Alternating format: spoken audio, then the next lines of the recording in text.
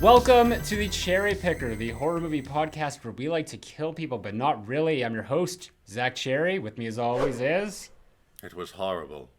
Utterly horrible. And fascinating. Eddie, I bet it was truth. For anyone listening, your face was just like you were already in position for that. Yeah. I don't know if that's a compliment, but okay. We are talking about Exorcist II, the Heretic, or the Hereticist. What did Herexorcist? I don't. Hereticist 2. Yeah, this was released June 17th, 1977. Notoriously hated sequel. By everybody except Pauline Kael, who preferred it to the original Exorcist movie. And Eric Champney as well. Oh, really? Yeah, who is my co-writer, co-director on MACABRE. Eric. He was on the House of Wax episode with us. So yeah, I actually had to have a conversation with him to kind of like, what is any of this about, to fill me in on understanding certain things. But okay. Yeah. Before we like really get into it, I'll just say right now that I don't know what I just watched. We were coordinating when we were gonna start recording, and I watched it last night. I put it on and I fell asleep. Like I caught the first 20 minutes or so, fell asleep, woke up like intermittently, and then I was kind of awake at the end of the movie, and I was like, oh man, I'm gonna have to watch this again tomorrow to do this. That's why I didn't watch it last night, because I knew I'd probably fall asleep. I was very tired, and I was like, I'll just watch it before we record, which I did, and I stayed awake. Yeah, and I messaged you before, and I just said that movie was exhausting. Like, I'm exhausted even right now to do this. And I will say this, like I don't know, because I feel like I have a new movie to put on to fall asleep to, but it's also like the sound design of this movie is so offensive to me that I feel like it would like jar me out of sleep. I mean, I'd probably easily fall back asleep, but like I couldn't listen to it. Like this is a movie, like it looks really good actually. Like there's never a moment that goes by where there isn't something interesting happening on screen. I will give Exorcist II that. Like like the art direction is pretty good. There's always something happening that's just like, oh, what's that? But then there's the sound and like the exposition and the dialogue. And let me tell you, I have no idea what this movie is about. I had to look up on Wikipedia to read the plot synopsis, and I have no idea at all. I have a rough idea, I think, about what was intended.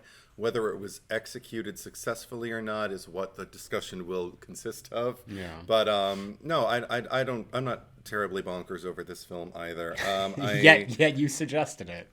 Yeah, I suggested it because you had never seen, or you had never seen it, or you hadn't. I seen had it. seen it. No, well, okay, so I have the this set, which I'm showing to our viewers. I guess it's holding up our. I have the same thing, just in a different look. Well, you've got the Blu-ray. You've got the Blu-ray. I've got the DVD, which just shows how little I cared to like upgrade this. But it's got a nice little shiny, silvery cover, and then it's cute. And then it's like the little thin cases. So here's Exorcist II. It's Linda Blair, on the cover there. So I'd seen this, like I watched all of them when I bought it. And I had seen the original many times, but I just watched them all. And I just, after watching the 5 of them, I told myself, like, this is not a franchise that I particularly care for. That's not to say that there isn't, like, good in it. And I'm sure we'll get to that when we talk about Exorcist 3. Yeah. But this is a movie that I just completely forgot about. Like and you can even tell, like watching it again now, where I already have no idea what is going on here, that it's easy to forget something like this. All I remembered was like the locusts and the like the big locust too in front of the in the frame, and then kind of like in the POV foreground. shot. Yes. Yeah. I also it's interesting because I don't entirely agree in terms of like there's always something interesting going on for me. I've heard a lot of people, particularly, younger people, no offense, younger generation, but a lot of people who hear the legends about the original movie, they go into it and they're bored by like at least the first act of the movie, which I think is actually what makes the rest of it work, is the fact that it's so low key. And we touched on that in our discussion of the first movie. Yeah. With this one, I feel like it kind of opens, I don't know if strong is the word, but it hooks me. Like I'm definitely watching things, perceiving things, processing, asking questions, but I'm engaged until about the third act. And that's when it seems like there is one thing that is happening that is just taking an incredibly long time. And I don't stop having questions. I just kind of stop being interested in the answers because I feel like by even asking the questions, I'm already more interested than the screenwriters are, if that makes any sense. Yeah, that's fair. Before we get into all the stuff, what's been going on? What's new in the world of Edward? I got a semblance of a vacation for a couple days. Went to Palm Springs, got to see Alanis Morissette in concert, and I love her. She's one of I don't listen to a lot of mainstream or pop music. I tend to lean just toward theater.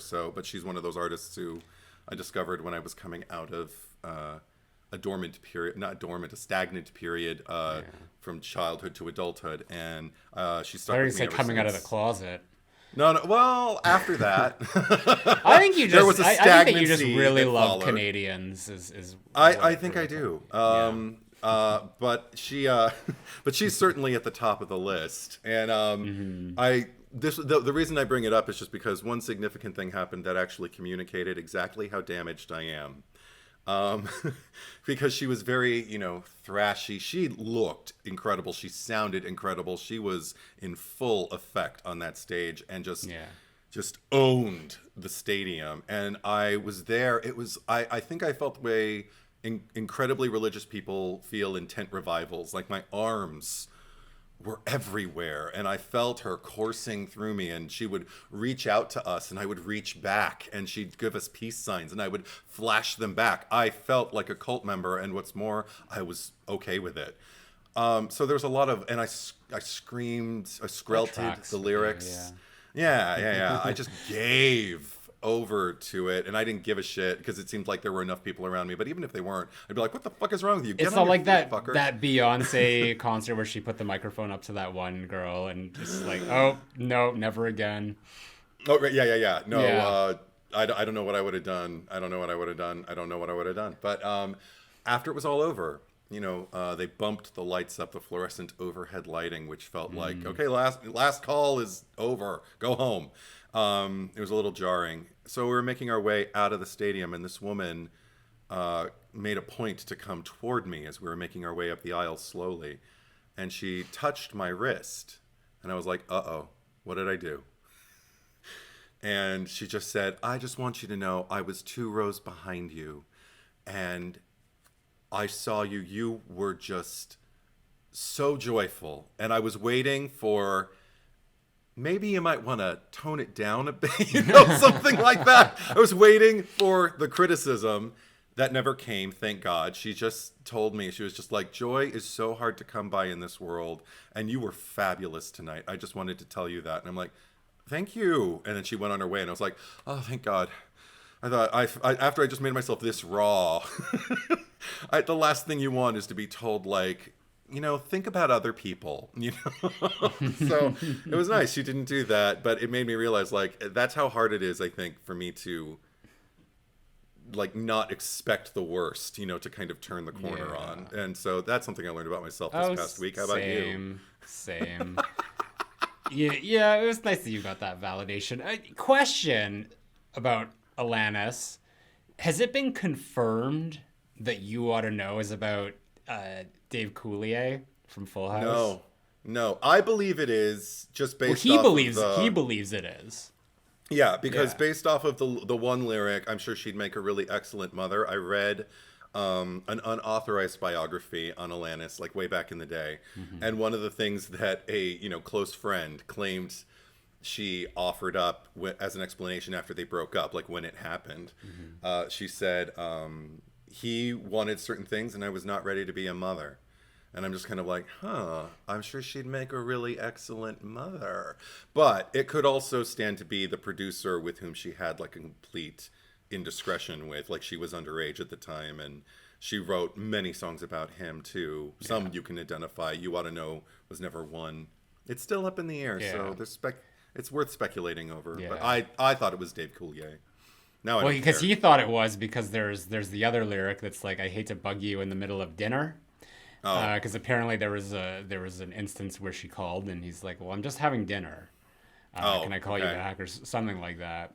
Like she never did that with anyone else. But he's so special. Yeah, but it's interesting that like I feel like that the legend, or the urban legend, we'll say, of the like, who is You Ought to Know about.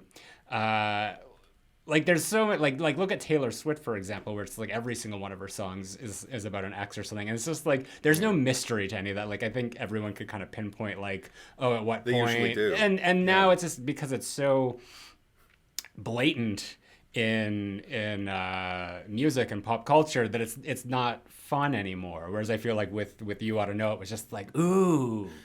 Like, we're going on a witch hunt. We want to find out who that is. And now nobody cares, because it's just like, it was the whole point of her appearance on Curb Your Enthusiasm.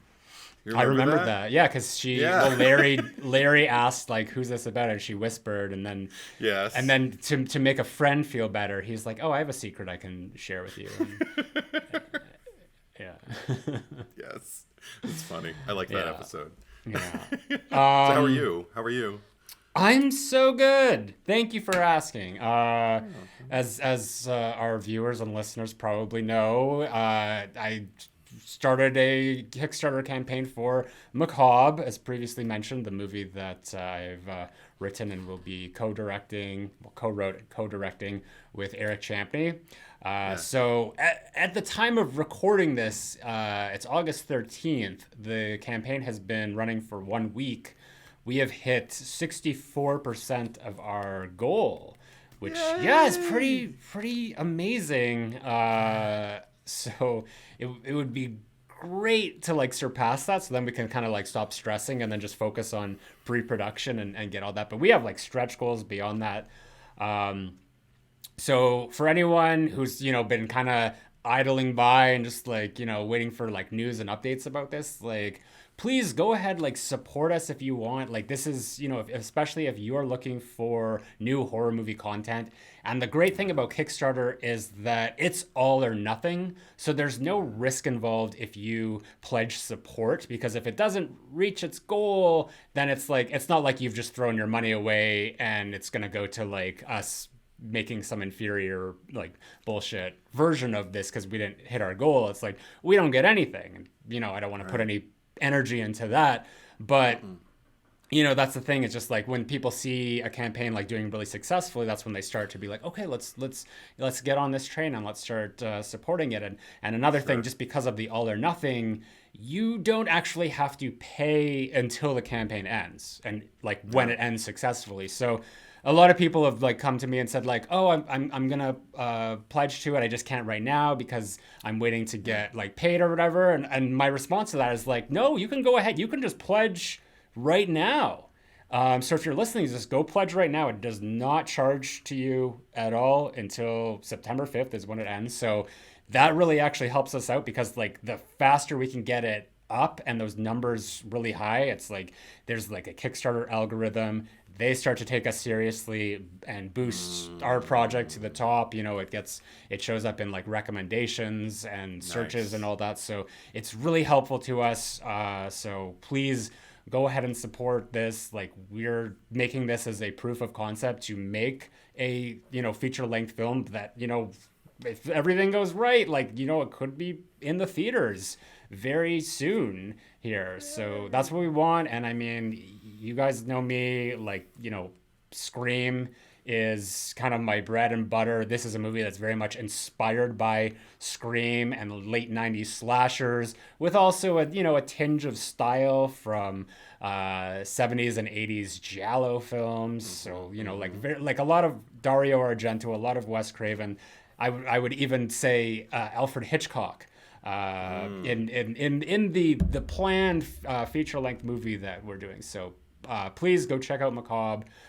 Throw any support you can at it.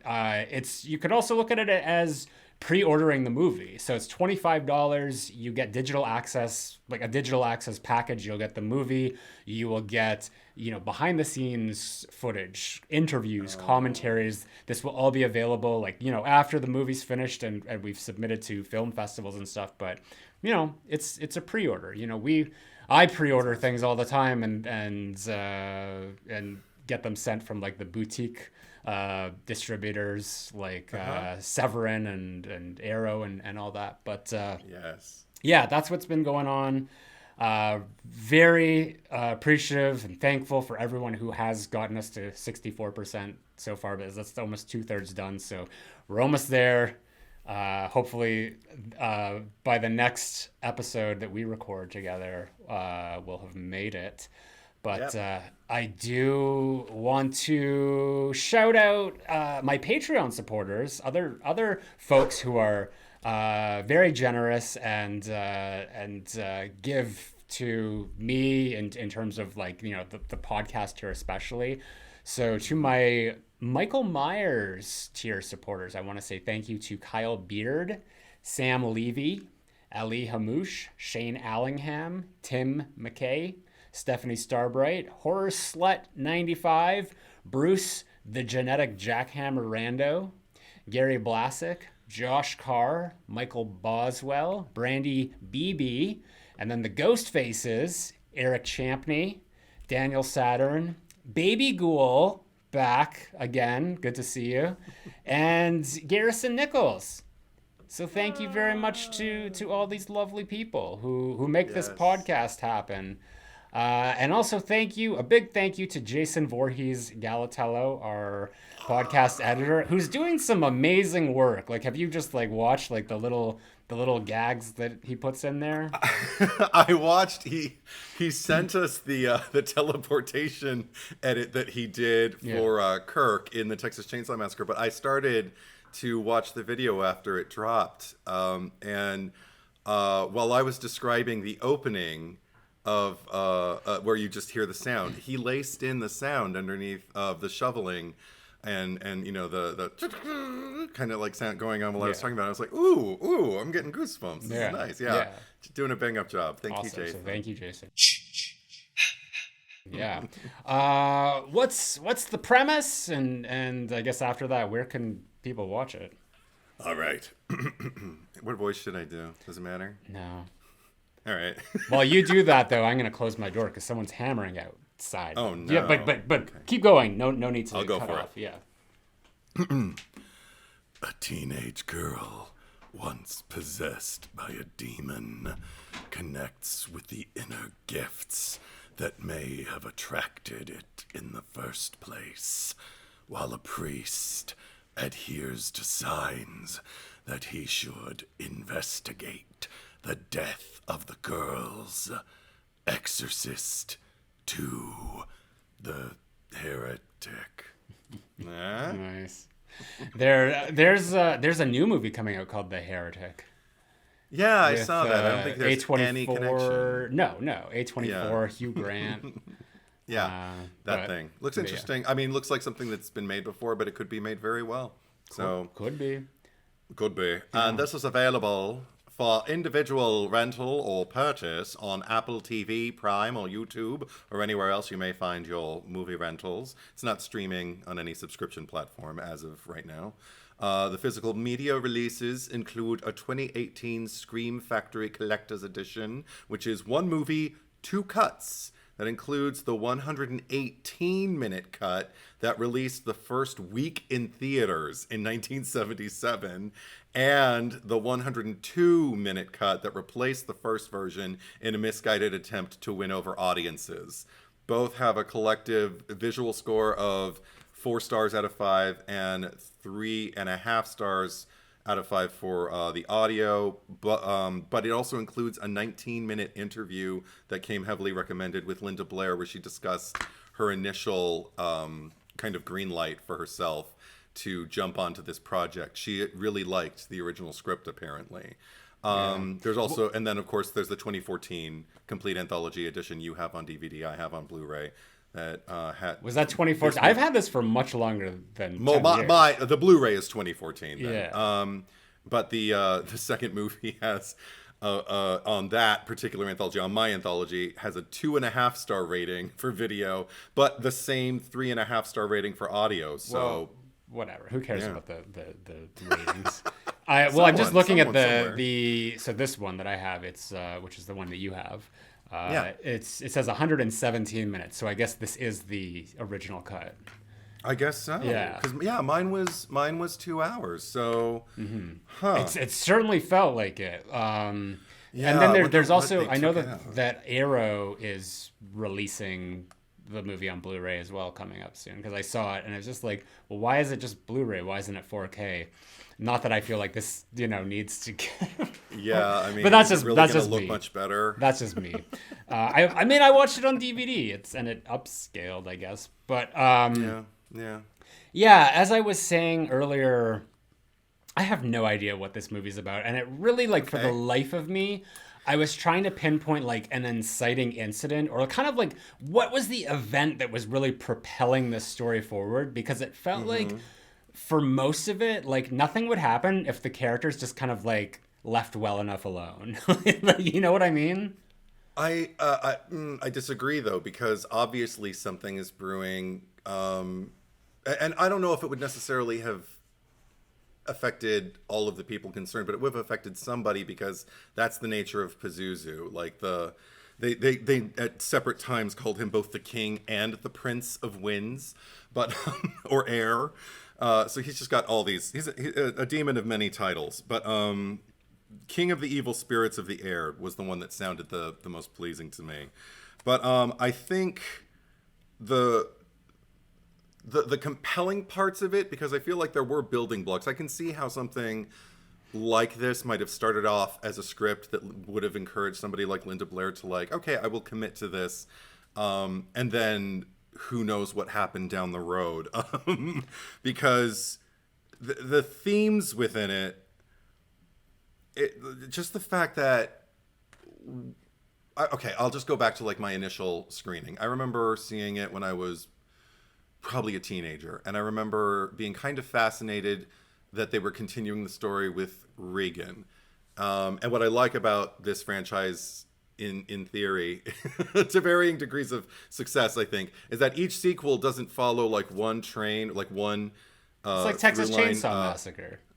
Yeah, but not even that, because at least there is a commonality of Leatherface in all of those. He is a presence on screen and everything. In this one, I guess maybe Pazuzu is the Leatherface. Well, isn't Marin? Isn't he? Because he's in the prequels, right? The prequels are about Marin's. Well, prequel. I mean, it's his origin stories, because they're both very different the way that they're told. And then the third one goes in an opposite direction and follows Kinderman and Father Dyer, kind of like the camera splintered into two different directions. And one sequel follows Regan and the people that were around her from the beginning, and then the other one goes off and follows Kinderman and Dyer, and then we go backwards and follow Marin. So I mean, that's enough of a kind of diverging, almost like a tree, branches just growing from a base of the original. Yeah, and then there's the new one, which is I mean it just does its thing, but it's got Ellen Burstyn. Evil Dies Tonight. Showing. I mean, let me ask you. Yeah. Ellen Burstyn, because I feel like Ellen Burstyn was supposed to be in this and just was no, and then that's why they had Sharon instead, to kind of be the. Well, Chris McNeil was supposed to be in it, and then they actually cast Louise Fletcher originally to play Chris McNeil, but then they had, apparently the way the legend goes is they had trouble casting the part of the Doctor.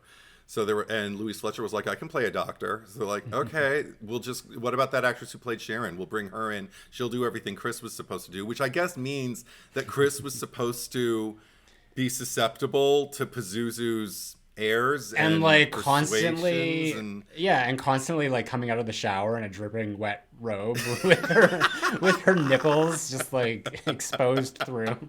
Like she was just like, it seemed like every scene she was always like, I don't know if it was just because she has like the short hair, but it seemed like she was always just wet, you know? I mean, that was just the life of a woman in the 70s, I guess. But what? Okay, so ranking, because we sort of did a mini episode on the new one. It's not like a full-fledged, but we did it back in October because we it was for the Patreon special, but for the initial part, which anyone can listen to, we reviewed Saw X and Exorcist. What was it even called again? Believer. Is it Believer? Yeah, Yeah. That's how little I remember of it. Yeah. So we did talk about it. So I mean, right now in my consciousness, there's the 3 movies that we've covered on the Cherry Picker. So I want to know what your ranking is, because mine would actually be the original, and then this one, and then Believer at the bottom. Because I mean, at least with this, like I said, it's ridiculous. There's interesting things to look at, but with that movie, I was just completely bored, especially like by the ending of it. Whereas like I don't know if I was bored. Like there's definitely moments of like boredom in this, but there's also like a camp quality to it as well, which which I have an appreciation for that. Of course, there was very little camp in the final one, and even though it wasn't up till the end, because I remember the last moments, just based off of the reunion that occurs, I remember crying, just thinking, why isn't this happening? Like, what, you had this and you just, it's like the last 5 seconds of your movie. What the fuck? And why did I sit here for all this time to be finally moved by something? Well, it's the same thing with like Halloween Kills, like speaking of David Gordon Green, where you have you brought back all these cameos of the characters from the original, and then what's his face playing Tommy Doyle now. And the only one who really got any scenes or interaction with Laurie is it Anthony Michael Hall. Michael Hall, who is this is the only character who Jamie Lee Curtis has had no previous interaction with in any previous movies, and yet you have Kyle Richards, you have Nancy Stevens, you have Charles Cyphers, who arguably would have been like the closest relationship, and they have a moment where he hears Laurie's name and he's just like, Laurie, and it just goes to show the writers like really like planning this movie out and like oh, let's just fan service this, but really like taking the worst direction with anything they could when it was right there. So I correlate that to what you mean with Reagan showing up. Spoilers, maybe. Well, you already mentioned it. You already threw it out there. I didn't name her. I just said reunion of sorts, but it doesn't matter. It's a bad movie. If people want to watch to the end, I love how you're deciding. It's just like the spoiler is okay because it's a bad movie. But also, I didn't name the name. R.I.P. Also, since we mentioned it, R.I.P. to Charles Cyphers, who just this past week passed away, and it's so sad that like Halloween Kills would have been a great vehicle to fulfill this legacy of this character, and instead they just kind of like saved him for this terrible one-liner, and now we'll never get any good story with that. But anyway, I like completely derailed you, so it's okay. In answer to your question, the ranking, I share yours as far as the 3 films that we've kind of covered so far on the pod. So for first one top, second one below that by a wide margin, and then just underneath that Exorcist Believer, because I just watched Exorcist 2, and I would, if you told me right now you have to put gun to my head, watch Exorcist 2 The Heretic again or Exorcist Believer, I'd say put Exorcist 2 Believer again. I'll make it work. I'll find a way. I have some questions in my head. Maybe I can watch with another eye and try to figure out, okay, so what was cut after that first week, like now that we know buy the Blu-ray. Edition. Yeah. Do I really want to sit through the theatrical release that bad though? No, this is the thing. The themes though, like, okay, I started to say, like, I remember being kind of interested in this idea of answering the question why Regan was the girl, because even though it was brought up again in the director's cut of the original Exorcist, it wasn't in the original theatrical cut, where Father Merrin speculates with Father Karras, that he's just like, I think the point is to make us despair, to see ourselves as ugly and, like unlovable, to make us doubt that God could ever love us. I'm paraphrasing, but that's the essence. I remember that. I was just kind of like, why would you ever cut that? That's beautiful, and it answers just enough to keep us going. But anyway, what I liked was this film went deeper in a direction that I could actually kind of get behind, as far as like, Catholic lore and everything like that. In terms of just there are people who are kind of like born into this earth to heal one another, and I felt like there were sprinklings throughout this movie, like kind of uplifting this theme of healing. The way we get introduced to Louise Fletcher's character, Dr. What was her name? Oh god. Dr. Tuscan. Tuscan. Jean. But like the male spelling of it, like G. Not like Jean Grey. No. Like Gene Wilder, yeah. Yes. Gina Rollins, kind of. No. But anyway, she the way she's introduced is when she's sitting there with a girl who's deaf. Mm-hmm. And the girl has headphones on, and she's playing tones and asking her, can you hear it? And she's answering no, and she's like changing, I don't know, the frequency, the decibel level, whatever. And eventually she gets it to a point where the girl can hear. So I'm like, okay, we're laying the groundwork for an environment for healing. And then very, very soon, not long, because there was another scene with Jean where, and again, there were so much more interesting things happening in the background of this movie.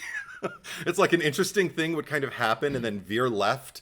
And I'd be like, no, I'd like to watch that movie, thank you. Where there was a father carrying his son, I think, who was unresponsive to some of the treatment well into the film. And he just followed Jean into, out of whatever area they were in, this common area. And she said something to him about, like, so same time next week, and he said, is there any point in going on, while he's holding his kind of immobile son. And she says, hey, I'll be in there fighting just like you. And he just kind of hesitantly just goes, fine, whatever, and everything. And the whole point is, in an environment like that, you need to have a positive attitude, and you need to just kind of like keep running at that wall. And even if you're going to like crash into it, like, you're never going to make any progress if you don't keep running into it. So I felt like I'm trying. I felt like it was laying the groundwork for like a world where we can help each other, and everything that Pazuzu has been born out of, even in its initial release or initial cut by William Friedkin in the first movie. Pazuzu's bent on putting a wrench in that and making us, ask, well, what's the point anyway? And become immobilized ourselves and stop trying to push for any kind of progress. And that's why he went after Regan, because as we saw with the little girl, Sandra Fowler, I forget the actress's name, Dana something, I think, from Different Strokes, played the girl who was autistic. And Regan just kind of turns, and I always loved this scene when I was, a teenager. And I still love the way Linda Blair plays it, where she's just kind of like, hey, cat got your tongue, what's going on? Can you say hi? And she just goes, tut, tut, tut, tut. And she's just like, what's wrong? Are you okay? She's just like, I'm autistic and I can't talk. And she's like, well, you're talking right now. And she's like shaking her head no. And she's making her realize like she's talking. And then her mother comes in and like basically like, completely tumbles over because she's aghast at this, what some people might, back in biblical times would have called like, it's a miracle. But I think what Linda Blair's character was, some people have called her an X-Man, but I think she's kind of like this supercharged instrument for good in the universe, and all she wanted to do was jump on that. Mm-hmm. And where the writing fails for me in an instance where there's something interesting that could happen is then in walks Jean. I always want to call her Jean Grey now, but in walks Jean, and she's kind of like, I don't know, Reagan, you know? And all of a sudden, she's anti her own job, which is to heal these kids. And she's like, well, what happened? Tell me what happened. She's like, first she was talking inside, and then she started talking outside. Really, really simple. She goes, well, please don't do anything like that again until... And Reagan's like, until? Like, I'll get to do it again? Until when? And just goes, until you're older. And it gave me parent vibes, you know, like old school mid-20th century parents. Supposed to be in this? 17, 18. Okay. Because she, like, how old? Because this is just, what, 4 years after the original? Yeah, yeah. So, and she was, what, 12 in the original? 12, 13. 12, okay, 13, okay, yeah, so that makes sense. Yeah, okay. I mean... I have no idea. Like this facility, whatever. I was just like, yes. I always like just like asking like, what are they doing here? Like I get that there's like, you know, like everything that you just described. There's like a sort of like this plethora of different disabilities and stuff, and she's sort of the head honcho and, you know, going around and overseeing it. But then there's also like Reagan's there. And I guess like they're trying to get her to remember, like what is like the purpose of like Reagan and her therapy? Can you explain that to me? Because this, like everything that you're describing, yeah, those were some of the more interesting moments, but I'm still bored to death by all of it. And I think that the thing that I'm most fixated on is like this set design itself, because it's such an interesting looking space. As Eric described it, it's like a beehive, because there's these like hexagonal shapes, like the ceiling lights and all that, and there's like the different rooms can like have the lights dimmed, and it's like you don't really see into them sometimes, that they're all blacked out.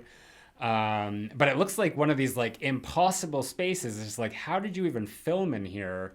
But it was like, you know, just like the environment itself, it was giving me like Tenebrae vibes at certain points. So I'm like, this is interesting to look at, but I have no idea what they're doing here. So if you can kind of lay the groundwork for me in terms of just like what is Reagan's therapy, because like this is where it kind of starts. Yeah. Okay, so this is the thing. Because this is where I don't think the script is adequately written on a thorough enough, in a thorough enough way, because that's a question that I feel gets answered immediately, and I don't remember it, because the answer, whatever it is they came up with to address it in probably the opening sequence with Jean and Reagan. All I remember is Regan being defensive about something, and I remember the line that Regan says as Jean is kind of picking at her, you know, like, there's something unresolved, there's something you need to look at. She says, there's nothing wrong with me. I love that line. But I don't think it's a very focused therapy at all. Even the little headgear that they put on. The hypnotizing thing. What did they had a name for it. They did. I think, did I write it down? I don't even remember. I just wrote, number one, that it almost kills her. Yeah, Jean has it put on Reagan, and that's the whole point is for the two of them to sync. That's the term that they used while they're using the machine, and they do keep calling it. They keep referencing it throughout the movie, and who cares? Anyway, it doesn't exist. It's fake. It feels fake. It's a very weird conceit, and I don't understand, because it's like they use it to sort of see visions into the past and stuff. But then there's like Jean's hooked into it, and Reagan is seeing like possessed Reagan and Father Merrin, and like possessed Reagan is like playing with Jean's heart or something. Like, I did not understand that. And then Reagan gets out and she's like massaging her. Like, I don't know what she was doing.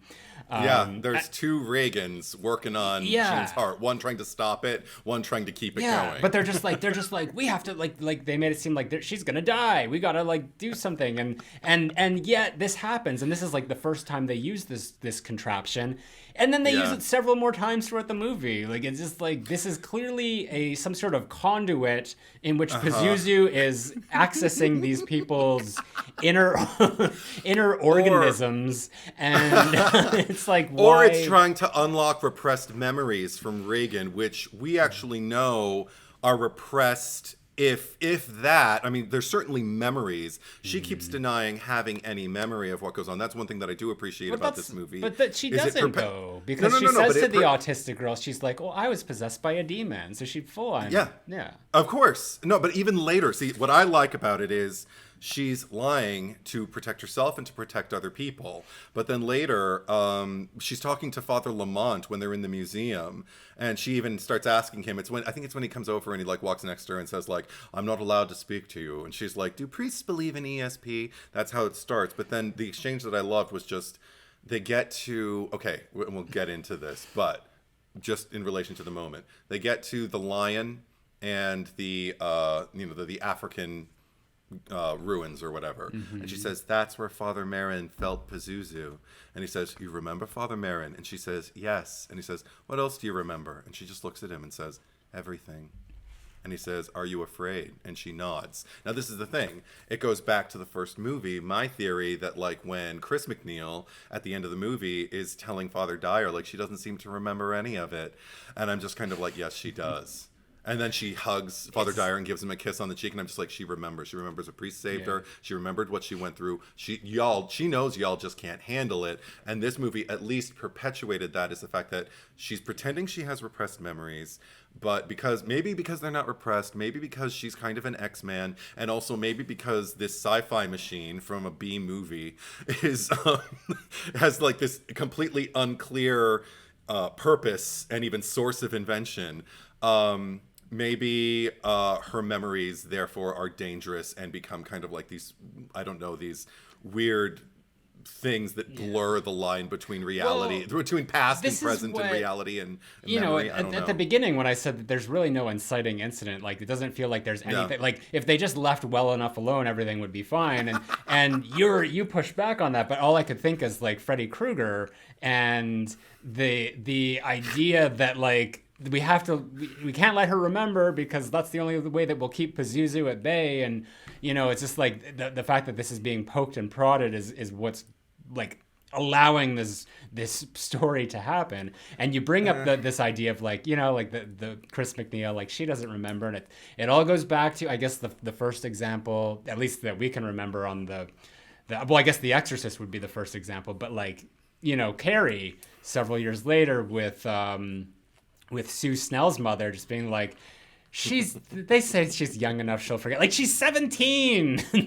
And then you even have in Nightmare on Elm Street with like Nancy's parents just being like, she'll forget all about it. Like it's this reoccurring thing. But you mentioned something about Father Merrin, because in the episode that we did for the first movie, you had a bonus question that you wanted to ask people, which we polled. I don't remember the results, but it was just like how the majority thought that Reagan had killed, murder. So the question was like, how did Father Merrin die? Yeah, and is it the two options were that either Reagan, Pazuzu had killed him, or the other one that he died of natural causes. Yeah, which was always my belief, and I'm angry at this movie for leaning into the whole idea of, because the movie doesn't answer. It doesn't answer anything. If anything, this one does, because she's literally watching. Okay, this is the thing. You mentioned like the whole sequence where there's the massaging or the strangling of Jean's heart. At the other end of the screen, across from like memory, or dream Regan, in the exorcism room, in her bedroom.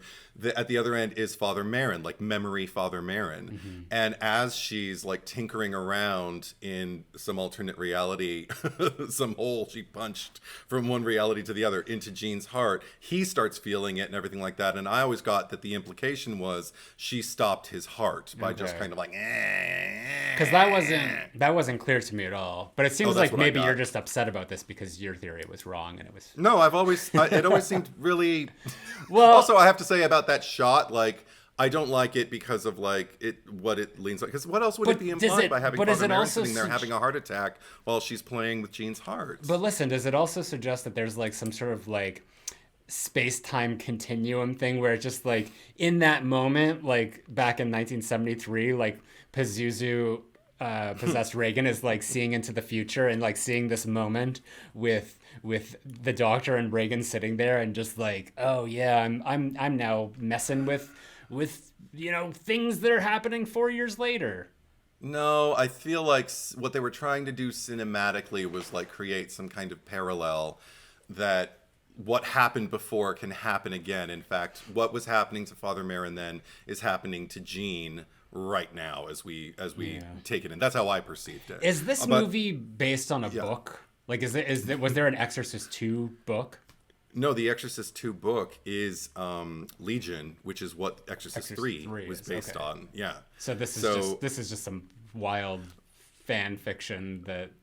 Yeah, well, William Friedkin and William Peter Blatty went to go see this movie because they both refused to have anything to do with a sequel. And then when it got released anyway, they went together to watch it and they laughed their asses off because they thought, this is incongruous. This raises more questions than it answers. And are they questions that even need to be asked? And they just thought it was an abomination. And that's what possessed William Peter Blatty to write Legion, because he's like, here's how you do a sequel. And that's I think there's another story if you can find it on YouTube where Friedkin is he's explaining a story that he had heard from the premiere of Exorcist II, where the producers or the directors or whoever went like to the movie where they snuck into the back, or didn't sneak in, but they went to see the movie with a regular audience just to kind of like watch the movie and like sometimes they do, I would imagine, and somehow someone in the audience caught wind of the fact that the people who made the movie were there sitting in the back. And by the end of the movie, after all the craziness that happened, this guy stands up and shouts out, "The people who made this piece of shit are in the audience right now." Oh my God. And I guess then everyone started booing and they had to like sneak out, and I don't know if they were like chased down or something, but that's just the way that William Friedkin relays the story. That's when you go like, "Oh, my bladder, I have to use the restroom. I don't know who made this movie. Excuse me." And don't run out because then they'll think it's you. Just saunter out like, "Oh, the restroom, yes." Yeah. Hey, let's. I think they went this way. Exactly. Speaking of like sequels and stuff, like that's how you make a sequel. Is this kind of like? And we've had this conversation before, but let's just state it here. Is this kind of the first sequel, like the first? At least for horror, like the first kind of not like Dracula or like, like existing IP sort of continuation, because this came out in 1977. There hadn't really been sequels to movies like that at this point.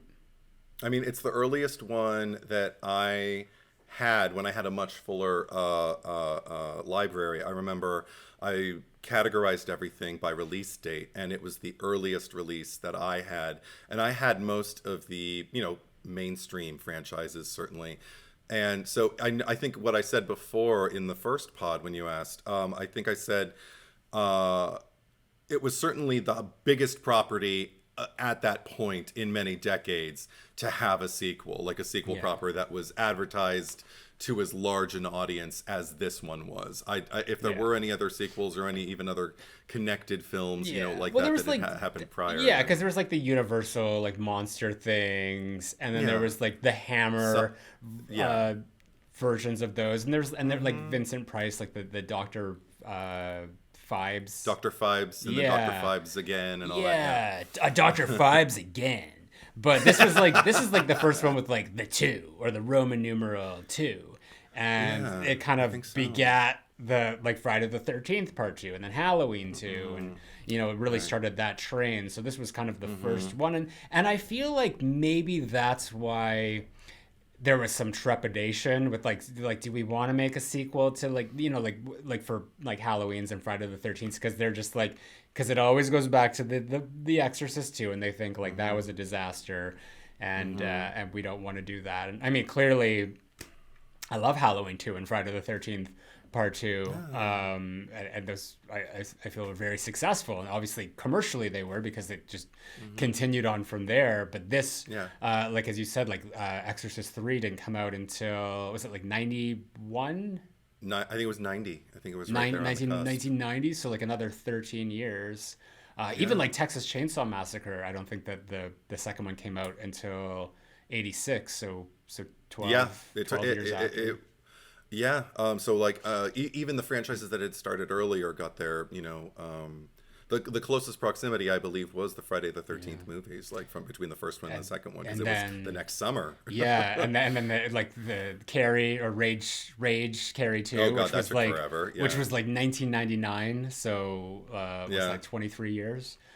Over 2 decades. Yeah. So, but with this one, I also know it wasn't even just about trepidation. Like there were, certainly Ellen Burstyn flat out said, no, there should never be a sequel to this movie. Certainly not one that I'm a part of, my character, because how would that make any sense? Cut to Exorcist Believer.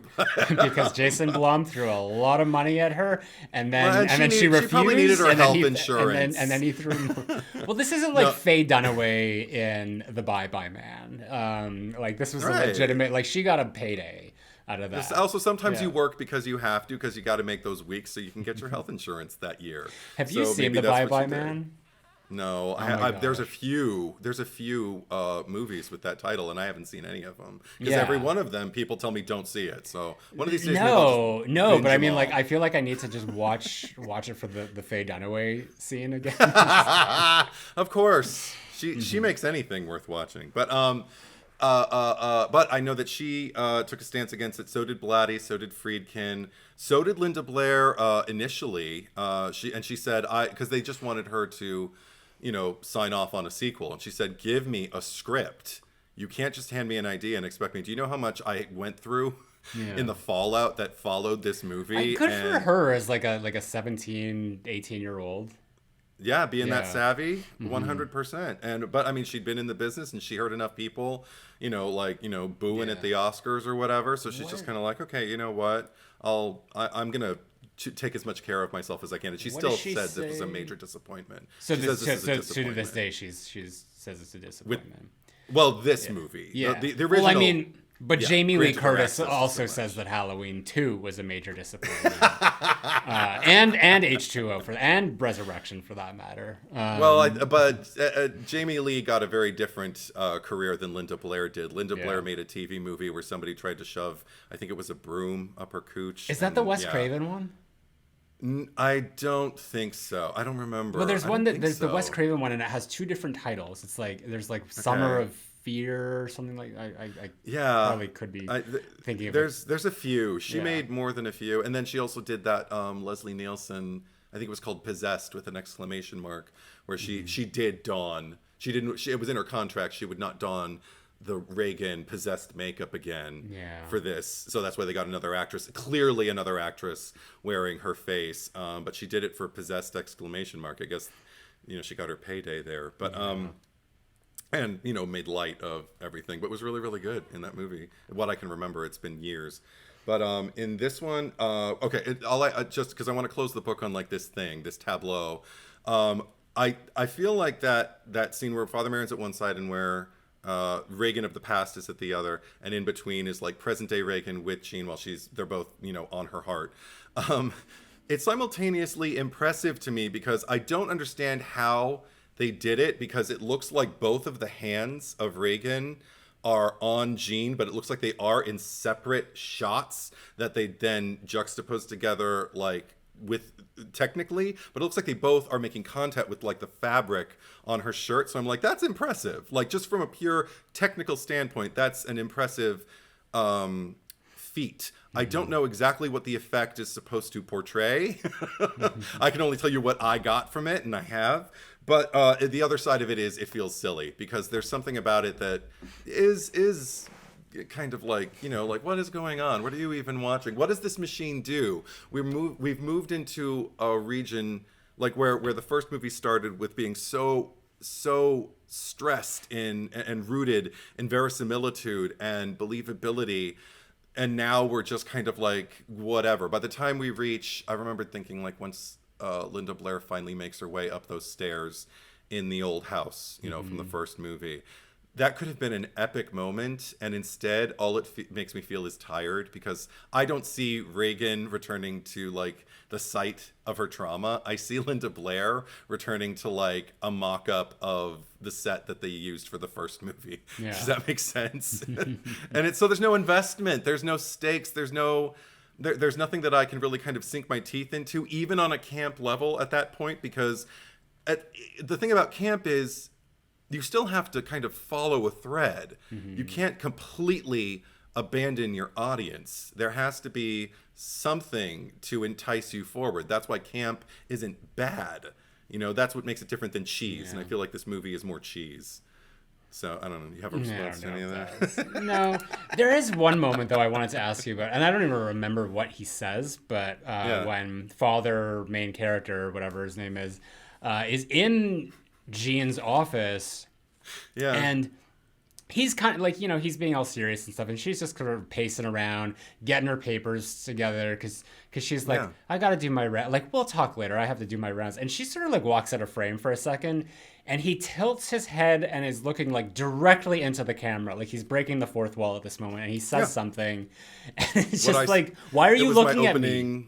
My opening lines. It was horrible. Yeah. Utterly horrible.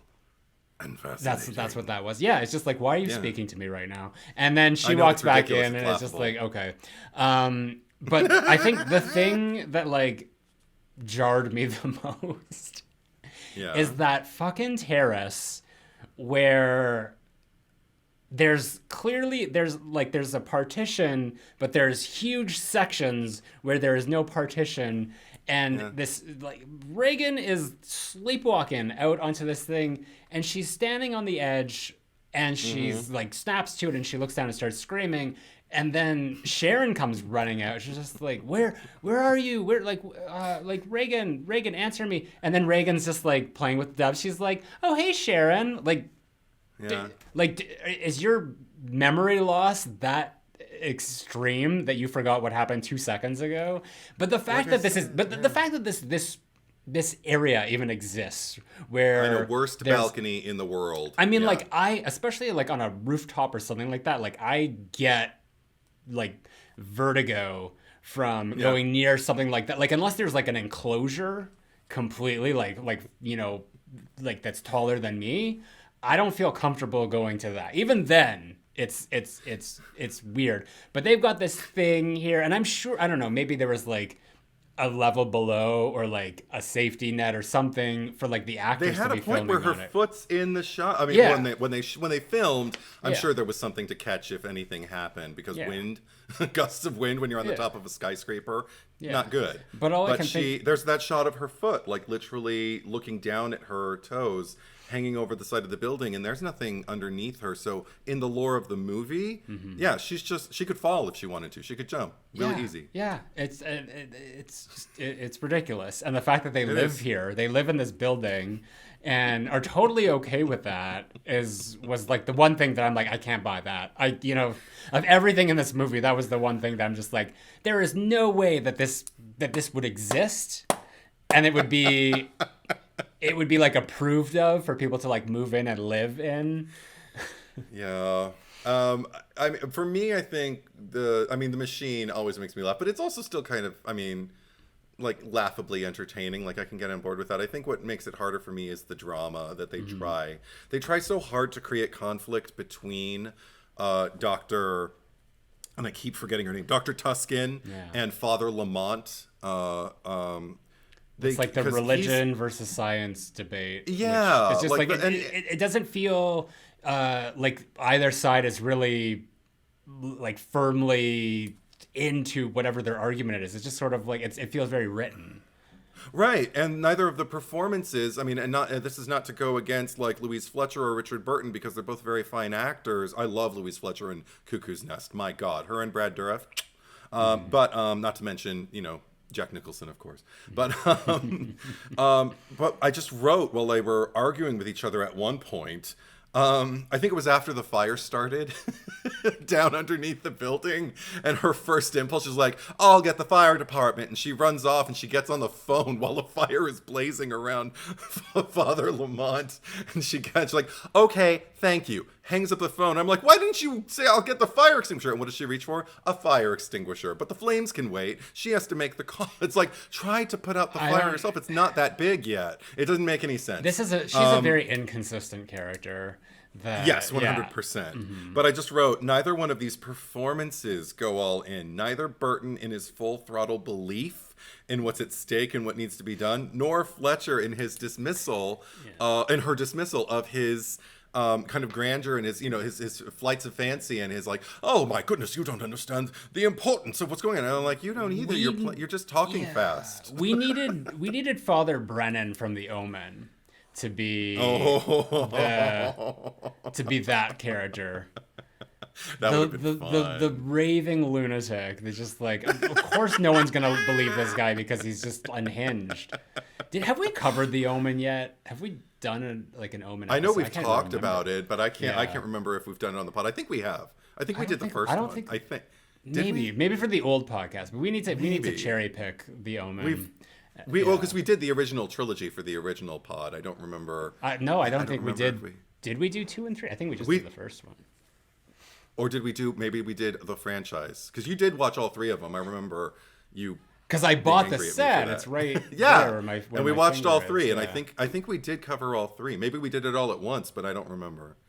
But for the new cherry picker, I don't know. We had off-pod conversations where you talked about how the third Omen was sort of like a disappointing hand job that wasn't finished or something. I think that was your quote, and I just kind of like. No. I never said. No, you. Someone said it. Someone said it. Okay. In real life. Okay. But that's funny. That's funny. And I just like, I can feel that. But it's just like, I didn't really love that movie all that much. But I feel like I would rather be watching The Omen 3 than, or what's the actual title of the movie? The final conflict. Yeah. There you go. Yeah. I don't know where The Omen 3 came in. I guess that was like more of the. Just to clarify, so people know what they're seeing. Yeah. Well, like on the physical media releases and whatnot. But, it just says the final conflict, yeah. Final conflict. But we needed more drama. We needed like the Father Brennan in that role, and for Dr. Tuscan, I'm just trying to think. I mean, I would have even taken Louise Fletcher from Cuckoo's Nest in that role. Yeah. She was so subtle and so good. So evil. She gave that role everything that role needed. Yeah, but all subliminal, like very sweet and kind on the surface. And I know that woman. Like we know what's the character. Yeah. Oh, what, Dr. Tuscan or Nurse Ratched? Ratched, yeah. Okay, Nurse Ratched, yeah. No, this is the thing. Also, it made me laugh when they first put on, sorry to linger on this, but the headgear.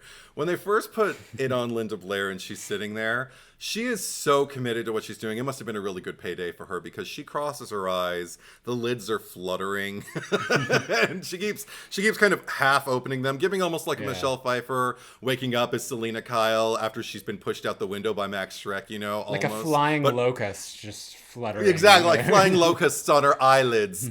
And I'm like, okay, way to commit. I'm enjoying this. It looks ridiculous, but good for you for batting and for stepping up to bat, darling. And then like the next moment, because I love that the hypnosis session begins. The whole point is for the two of them to sync, but Louise Fletcher isn't even wearing her headset in the beginning. She starts hypnotizing her and then puts it on.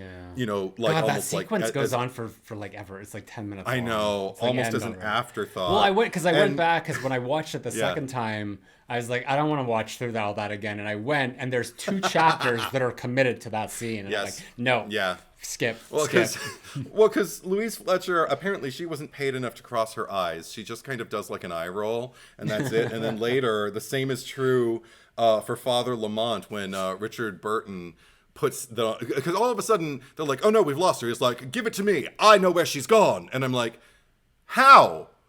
And why don't you ever explain it to us where she's gone? But then he somehow knows how to go and how to navigate using this, like, you know, Professor X thing. And he does, again, the Louise Fletcher. He wasn't getting paid enough either. He just did one eye roll, and then he's there. But the thing is,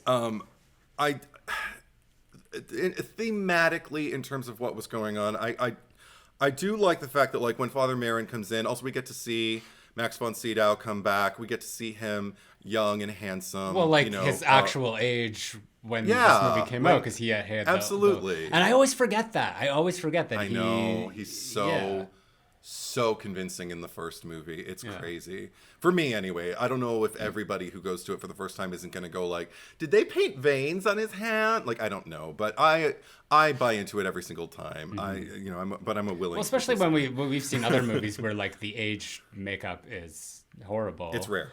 There's one actually that I was watching that I always remembered as like a really good movie, and I bought it.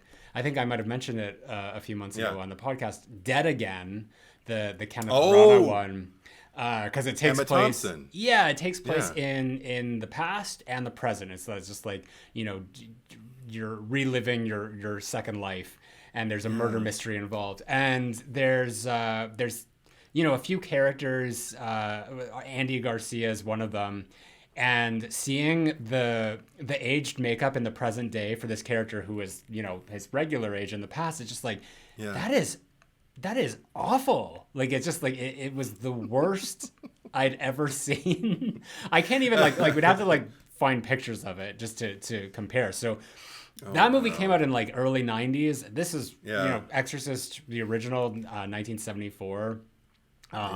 The other instance of like really good aged makeup I can think of is Mia Goth in X. Yeah. And also, I don't want to name the actor because I don't want to spoil it, but in the new Suspiria, if you know, you know. And but I think the best I've ever seen wasn't genre, but it was in another film that like straddles time zones and everything, like it happens in the past and in the future and in the present and everything like that. Julianne Moore at the End of the Hours. Perfect. But anyway. Genre. Who are you, Jamie Lee Curtis? I'm totally Jamie Lee Curtis. Do we have to start wearing Only name I'd tags? be nicer to Danielle Harris and Scout Taylor Compton if I met them, though. Jesus. Anyway. But Father Merrin gets to come back in, you know, and I can't remember if he says it or if Father Lamont says he said it. But basically, the question comes up that Father Merrin put forward, which is, does great goodness draw evil upon itself? Again, the like as a beginning point, a starting point, a first domino to kick off this movie, I think that's a real strong question, is to ask, was the evil not just going randomly onto this girl? Was it going onto her because she was too good, you know, like too much of an instrument? But what I wish they really could have worked harder to communicate was a lot of things surrounding, number one, what was all the Catholic imagery doing in those caves in Africa when Father Lamont goes there? Number two, why did he go there? They cite that when Regan is standing there in the museum looking at this, I guess these ruins in Africa, saying that's where Father Merrin first felt Pazuzu. The first movie, and I double-checked this, the first movie, he's in Iraq. Yeah. Which is, you know, a few small countries away from Africa. And And then I thought, well, they used it as locations to shoot in the first movie, but did they cite Iraq? And I went back to the priests discussing, like, where has he been? He's been in Iraq. He's been in, and they even cited the place. They said it was. Well, I guess this was one of his other adventures in his earlier years, because I think that like what happened in Iraq was still relatively close in time frame. Like it was just like several months before the events of the movie proper took place, whereas this we see Father Merrin like as a young man, so this would have been, he's been around, he's gone to other places. But I will say for like any of the Africa scenes, because I don't know what the father not Brennan is doing I don't know his name, Lamont. I don't know what Lamont. I don't know what Lamont is doing in Africa. Any of those scenes, like the only thing that I really gathered was that like someone had died, they fell through that crevice like years ago and was never found because he got wedged in there, and then that's where he went there and he showed them where the skeleton was and everything. And then they turned on him and they're like, you're the devil, you worship and he's like, no. And they start throwing the rocks at him. Meanwhile, she's doing her little tap dance thing for school. And I guess is like feeling everything. There's like a telepathic, we're in like Halloween 5 territory here now. And she's feeling woman. But like all of the stuff in Africa, like it's filler. And there's like the one thing, because he's trying to find the James Earl Jones, and he says his name. Kokumo. But he says his name, and the other guy says the name back, but in a different pronunciation, which I just assumed like, oh, you mean Kokumo. And then he just sort of like walks away like, well, this was a dead end. And that was his shack right there, I think. And then he went on this long trek and they led him to that woman who comes out with her bare breasts. And it's just like, what was all of this about?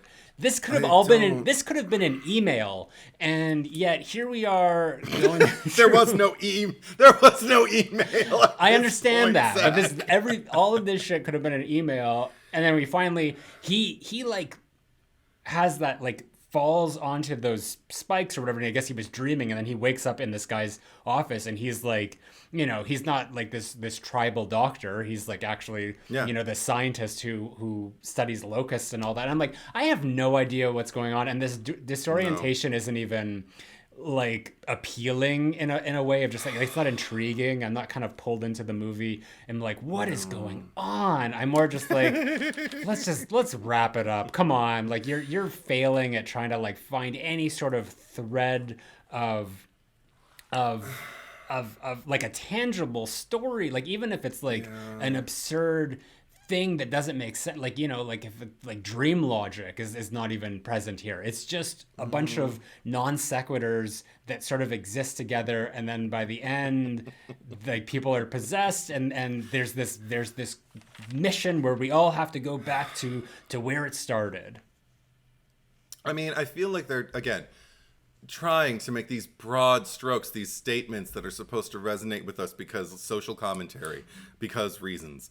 And like talking about like a locust mind, how the hive mind swarms, and that it'll undo itself, and then we get all these images of the locusts eating one another and everything like that to make it all seem so incredibly hopeless and dire and everything like that. And yet then there's the hope, and that's the good locust that James Earl Jones's character Kokumo holds up and everything like that. He even seems to chuckle like when Father Lamont addresses the fact that like your mother said that you, and he goes, possessed? Yes. And then he just kind of goes on and teaches him about the locusts. And I'm just kind of like, well, wait, what do you think happened? But, and then also, okay, this is the thing, because right on board with you. After that is when Merrin's voiceover tells Lamont to protect Reagan. And it's almost like now I can't tell, okay, is that really Merrin's spirit speaking to him, or is that Pazuzu disguised as Merrin? Because what happens is Lamont immediately kind of goes into this weird autopilot that's straddles being creepy and just a little, ill. And he just kind of saunters away, and Reagan's following him. He's not listening to her, so she just keeps following him. Very unfinal girl. And I'm just kind of like, why? And then also, if I knew who was in the driver's seat of Lamont's mind, then maybe it would make more sense. And I guess the reveal is supposed to be that it was Pazuzu the whole time. But was it? Is that what it was? But we knew that. Like, it was. There's really no denying that. Like, it was so obvious. But it's just like, why is she? But why is she going? Like, I guess she felt like protective of him, and it's almost like, to me, I guess it's more of like. It's like Clarice Starling and Hannibal at the end of Hannibal, where it's just like, well, I guess we got to team up to defeat a greater evil.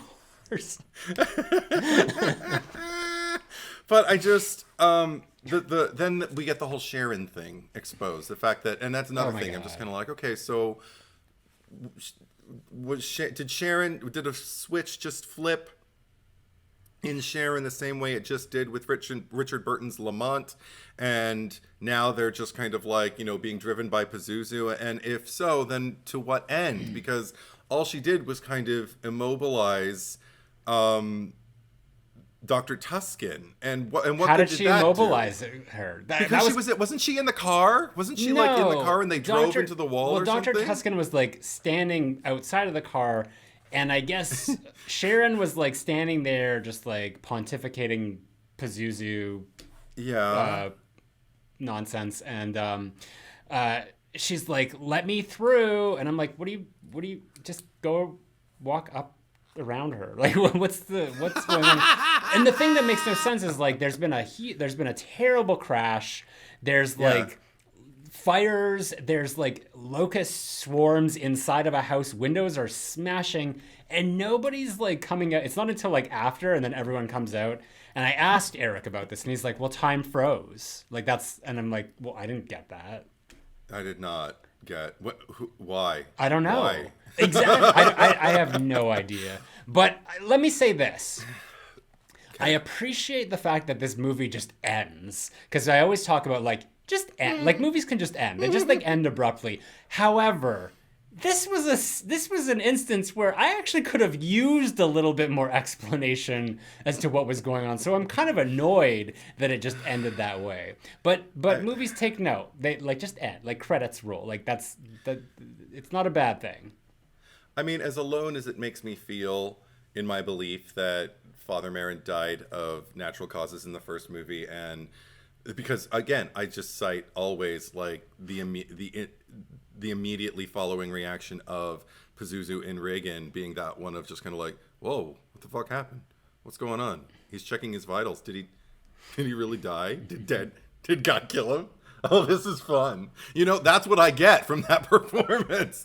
So, anyway, as alone as it makes me feel, I like the ambiguity. I like the fact that other people can have opinions about it, because it all seems to be firing in the same direction. It seems like it has a focal point, and that it just kind of, it's really, really good at navigating things and taking me along with it. Whereas with this movie, I don't think it's strategically put together at all. It all feels kind of like a mess, because even if Pazuzu's in the driver's seat of Sharon and Lamont like the entire time, it's like, well, then why is it?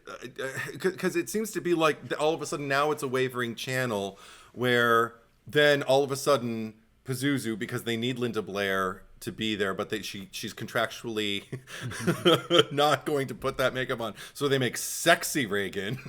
Well, she kind of looks like contacts on. It was giving me like sexy Deadite, like Ash's girlfriend. But really sexy. But like 3 years before or 4 years before Evil Dead was released, but it was just like that's what it was.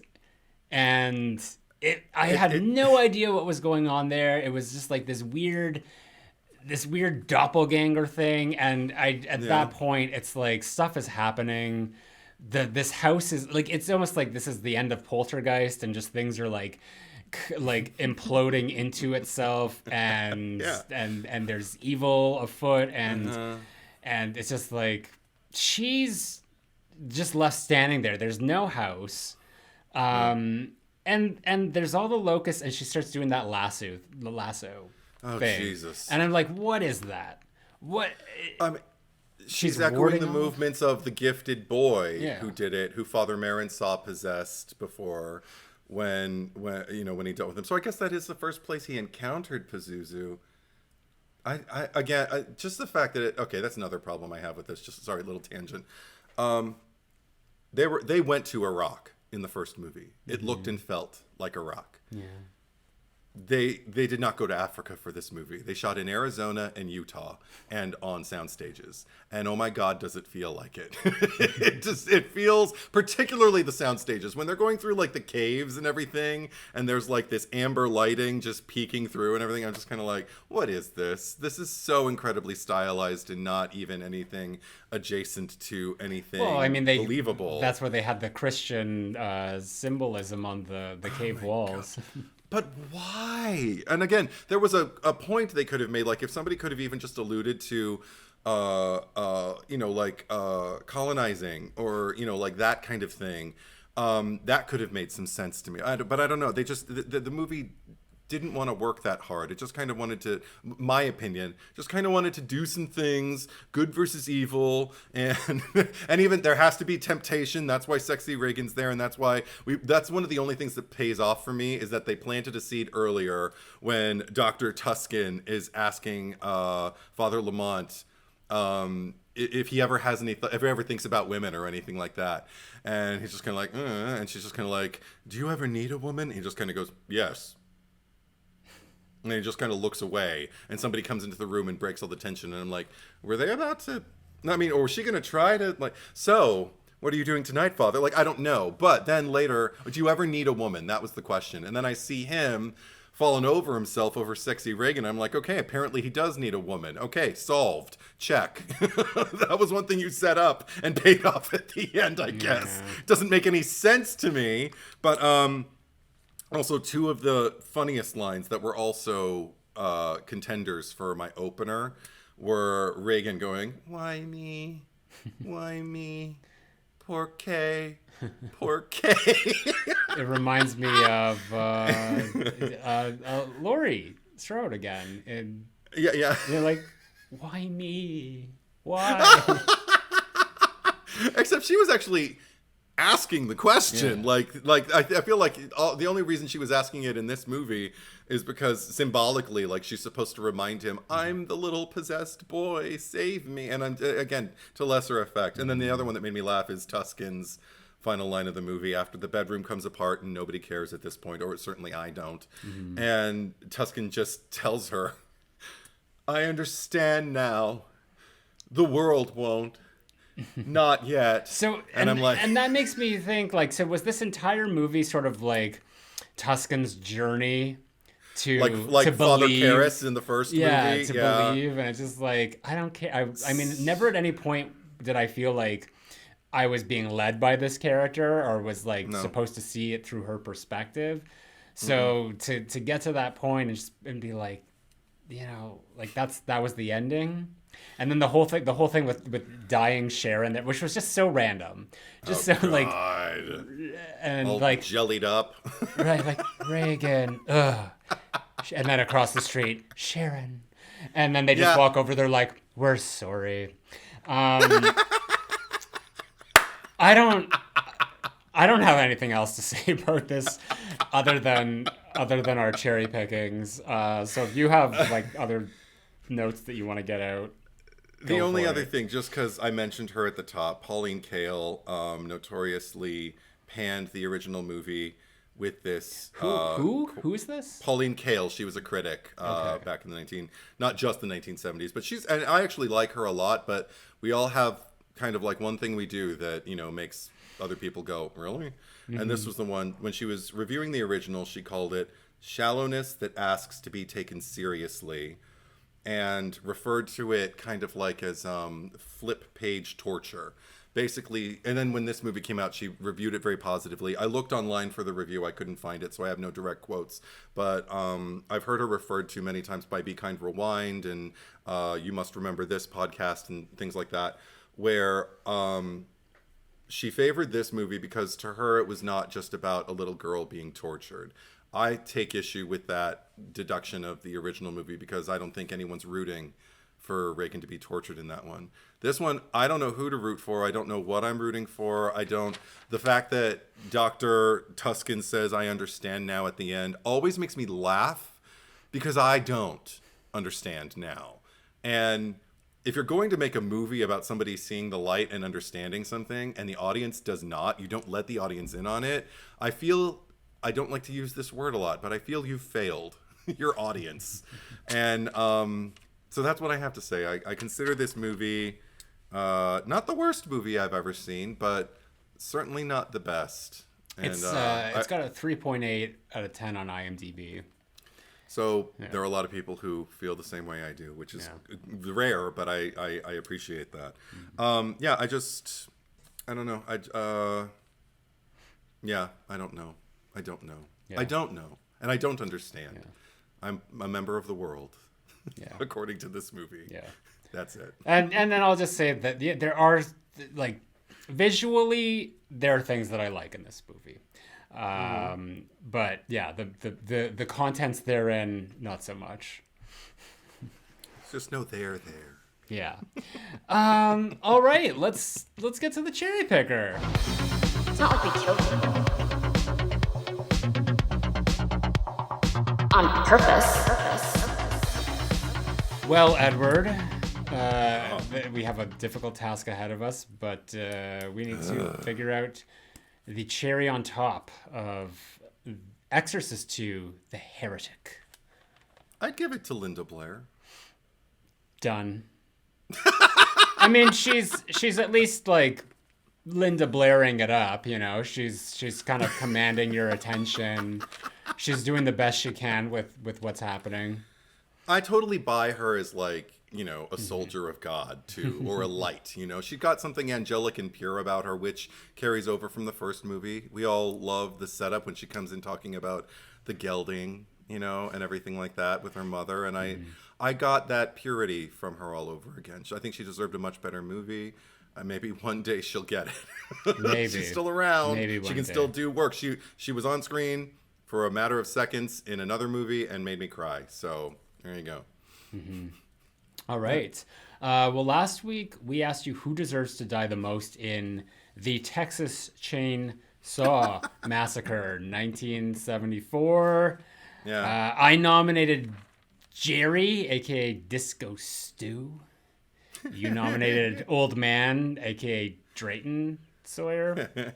Yes. Cross Patreon, Instagram, YouTube. The final tally was 145 for Jerry versus 480 for Old Man. Yeah. Wow. Grant Dempsey, welcome to the Cherry Picker, the horror movie podcast where we just can't take no pleasure in killing, but not really. I too am glad that Franklin wasn't nominated here. My vote goes to Jerry, who ought to be dance partners with Kim from Prom Night on a disco floor in hell. Ooh, interesting. Yeah. My Chunky Geordie, why is Franklin not on this list? He's the most annoying tool in horror history. We explained that in the episode. Blue Box says the old man points for making the broom a more effective weapon on Sally than the actual chainsaw. Points. Nathaniel Bacon says, WTF did Jerry do? LOL. I mean, he was exacerbating a bad situation with Franklin. Like, he was egging him on. That makes him the annoying one. Victoria voted Old Man. He's scuzzy. Bare minimum, the gas station attendant is like the one from Wrong Turn. They know the tourists are gonna die. They're still shitty. Silent Saturn. Come on, people. Leave Franklin be. He clearly has some mental impairment. He can't help it. I haven't seen the movie in a minute, and since Zach has us watching Bond films 24/7, I didn't get to revisit it like I normally would. Gonna vote for Jerry. I think I remember him being a jerk. I love the devotion / resentment from our listeners. Thank you, guys. That's amazing. Oh, Silent Saturn loves watching the Bond films. For context there, because we didn't really bring it up earlier, but, next week is the Cherry Picker After Dark, which is the bonus episode that we do every month. So if you want to hop on Patreon and subscribe to the Freddy Krueger tier, you do get access to that and all the old or previous episodes of the Cherry Picker After Dark. And this month we are doing James Bond ranking of all the official movies. So the Eon films. And not even horror adjacent, but just like movie adjacent. It's got its toe in camp every now and then. Yeah. So there's that. Yeah, absolutely. But we're going to have fun doing that. And some people are having fun binging those too. I know I am.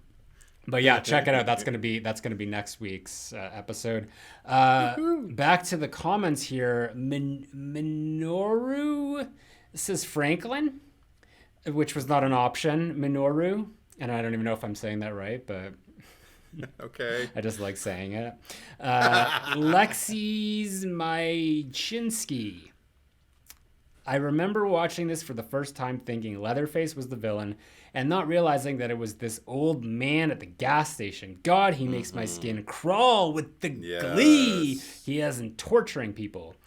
Matty Ice, I'm only picking Jerry because I couldn't stop laughing at Sally get taken out by very light pats with a bristle end of a broom. Also, Jerry's afro was more than enough cushioning to save him from that hammer. Dylan Jameson, Franklin would have been my pick easily. He's just so whiny and insufferable. But I guess out of these two, my vote goes to Jerry by default, as I enjoy the old man, aka the cook's off-putting performance. Plus, he has one of the most unintentionally funny lines of the film, and look what your brother did to the door. Look what you did to him. Look what you did to him. Thomas Baker, the old man. Welshman. I think I'm going to go with the fella who kills, butchers, cooks, and serves humans to other humans.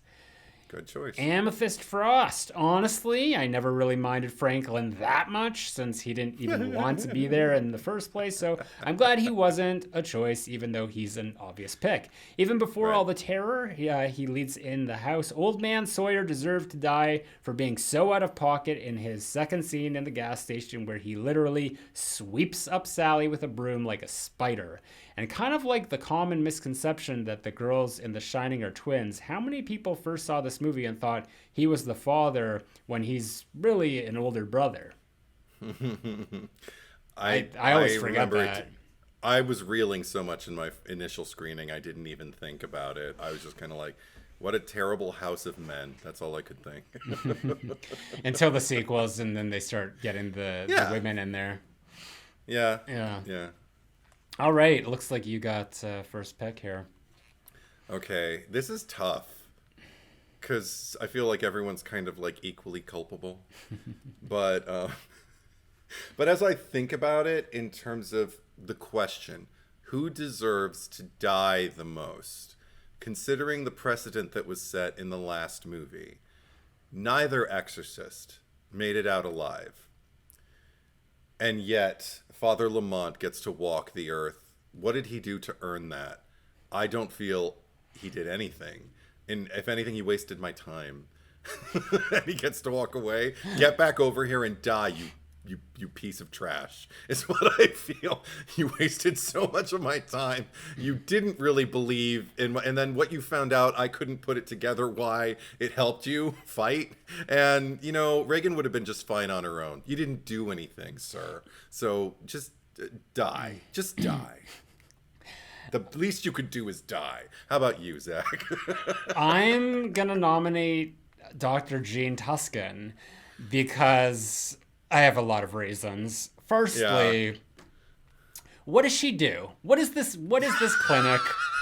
And it's like we were talking about earlier, she doesn't really seem very committed to what she's doing, and there's things that are working, and she's like kind of this skeptic around it, and just like she's standing in her own way. It's like, get out of your own way. And she does it, and she's just making things worse there. She doesn't seem to even really be committed to her own principles either. Like, there's the whole thing with the autistic girl's mother, and she's like, I'm taking her home, and just like, I really think that it would be better if we kept her here, and blah, blah, blah. And then she's like, no, her father would like never hear the end of it. Never forgive me. Yeah, and she's like, oh, okay, I guess, and then sends the helper off to like, you go with them or whatever. So it's like she can't even like hold her own in any sort of like argument with their with anything involved with that. And then the worst thing, like she's so contradictory that we get towards the end of the movie, and this is just where I really start to get frustrated with her, because. And let me just tell you, sorry, I had to these footnotes here. When I watched this last night, I fell asleep, so I didn't even know the context of this. But I woke up to the end of the movie, and I just saw what was going on. I'm like, that bitch is going. That's my pick. Eddie better not pick her, and I don't even need to see the rest of this movie to know that it's anyone but her. Because she's like all of a sudden decides, well, we gotta go to Georgetown. We gotta go back to Washington, D.C., and we gotta go to that house. And it's like this whole like where she kind of came to this conclusion, because now all of a sudden none of her other patients are concerned. Just Reagan, who she's been very like cavalier, like she's taken it seriously, but like also been like half cavalier about her this entire movie, just in terms of like what Reagan has said and what Father Your Pick has said. And she goes, they're like, we're going to Reagan, and it's the most important thing. Sharon comes with her. And on the way there, it's just like, oh, there's all this shit happening. There's like accidents and stuff. I guess it's like this divine intervention just trying to prevent them from getting there. I don't know why. That doesn't make any sense. But she's kind of like, oh, we have to stop and help him. I'm a doctor. It's like it's my duty. But she's kind of like, do I want to do this? And Sharon's getting annoyed. She's just like, aren't we going to help Reagan? They get to Washington. They go in the cab. And she's like this poor cab driver who is just minding his own, but he's just working his shift. They get in his cab. They're like, we're going to this murder house, essentially. And he's like, that address? And she's like, well, yeah, get a move on it. And she's just like really pushy. And this guy's clearly like freaked out about it. And they just sealed his fate. This poor guy is just trying to support himself or his family. They've murdered him. And they're driving in the car. And then, of course, more stuff happens. And she's like, wait, I have to get out and help all these people at these like police roadblocks. And then she gets back in the car and she has the audacity to she doesn't even call the driver by his name or anything. She's just like, driver, step on it. Hurry up, we're gonna be late. And like, well, why do you think you're gonna be late? Because you're stopping for every fucking thing that shows up here. And then, of course, after putting so much pressure on this poor guy and all whatever happens that careens this car into the house where he's murdered, and they just sort of like, oh well. And she is directly responsible for that. She's directly responsible for Sharon's death. I don't care if Sharon, insisted that she come with, but it's like there was no commitment to any decision that she made in this movie, and especially towards the end. And her presence at the end, even going to the house, served no purpose. So I see your, Father Lamont. Father Philip Lamont. I see your argument for Philip Lamont, not really doing anything, not really having any agency over the end result of the movie. I would argue that she has even less, because her being there and bringing these people along only resulted in them getting murdered, and then she was just left there to be like, I believe you, Tommy. But the world doesn't. Okay, wait. Okay, so that was a very long thing. I get one rebuttal. Thank you. With Father Philip Lamont, in terms of like the way he is introduced is that he's got this prayer card from I guess the funeral of Father Lancaster Marin, so we know that they're tight and everything like that, and he's just kind of like chasing Father Marin's star for like the entire movie, and then that star kind of like becomes Regan. Now, okay, if this is a criticism of the writing too, because I want to get back on that climax. I don't like it.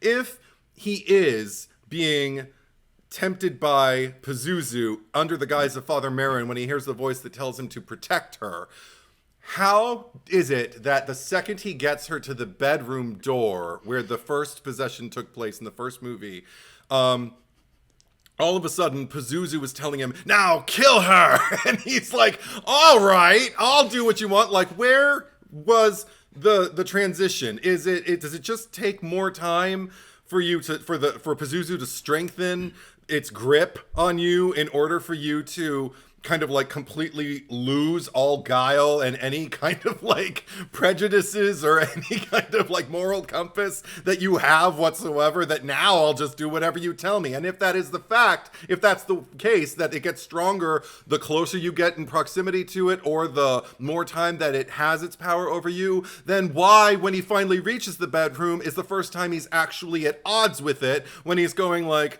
no, and she's going, oh, por qué, and he's like, no, I mustn't destroy her. But wait, I want to nuzzle the bosoms of sexy Regan. It doesn't make sense. He doesn't make sense. He is just chasing generic desire, the most boring thing you can do in a movie. No one wants to watch that show. No one cares what happens to you, Father Philip Lamont. You should be dead. Right now, I feel like I mean, if Father Marin and Father Karras had to die, you have to die. That's what I have to say. Yes. Right now, I feel like we are Kristen Wiig and Rose Byrne in Bridesmaids, just like, who's gonna get the final word of the toast? Yes, we keep pulling the mic from each other. This is the first time I've like in a long ass time that I've like given an impassioned, lengthy argument as to why you give these a lot, and you're like, wait a second, I get more airtime here. I'm gonna argue of course, because I'm Rose Byrne so hard.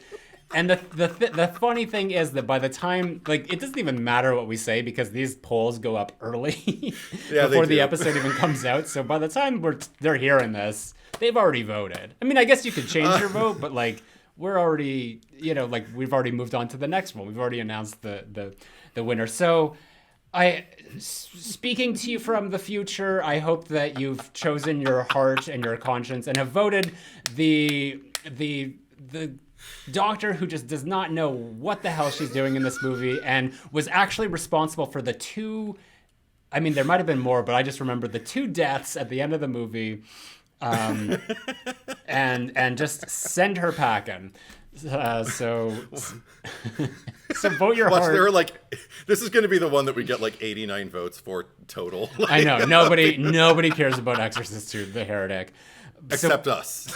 I don't even care about it, but I care about this. I care about Jean Tuscan, care about killing Dr. yes. Jean Tuscan answering for her sins as a terrible horror movie medical character. Professional And a medical and just a human being and throwing your medical badge in people's faces like, it's my duty to do this because I'm a doctor, and it's just like, well, okay, whatever.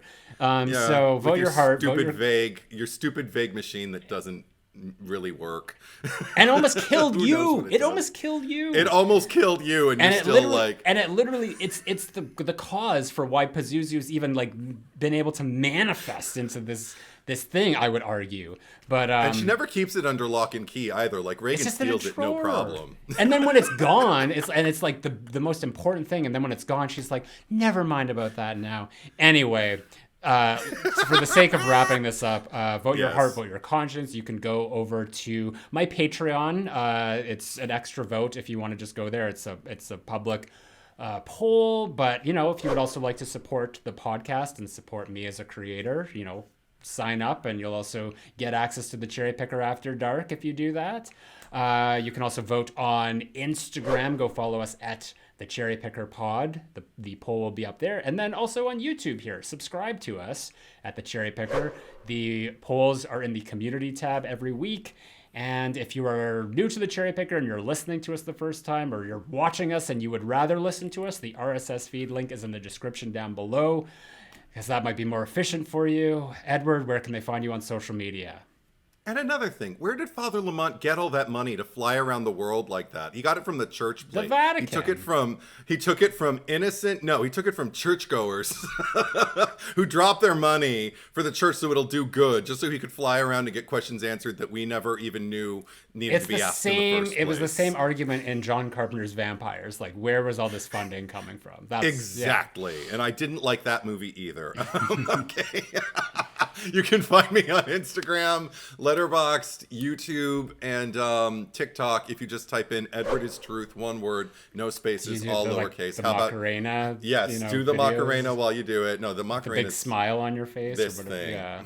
I don't know. Macarena. Yeah. People who are watching got a little treat there. Okay, how about you, Zach Cherry? You can find me on my main YouTube channel, Zach Cherry, ZACKCHERRY. I'm also on Instagram at RetroBitchFace, all one word. Twitter, ZachCherry8. Letterboxd, Zach Cherry. And also, if you want to follow Macabre, you can look for Macabre the movie, one word, on Instagram, Twitter, and Facebook, of all places. And check out our Kickstarter. I'll put the link in the video here so you can go directly to there and, let's get that movie funded.